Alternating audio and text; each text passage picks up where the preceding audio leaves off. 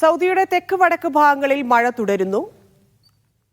ഇന്ന് ജീസാനിലും നജ്റാനിലെയും വിവിധ പ്രദേശങ്ങളിൽ റെഡ് അലേർട്ടാണ്.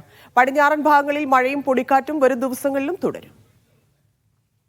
കഴിഞ്ഞ ദിവസങ്ങളിലായി രാജ്യത്തിന്റെ തെക്ക് വടക്ക് പ്രദേശങ്ങളിൽ ഏറിയും കുറഞ്ഞും മഴയുണ്ട്.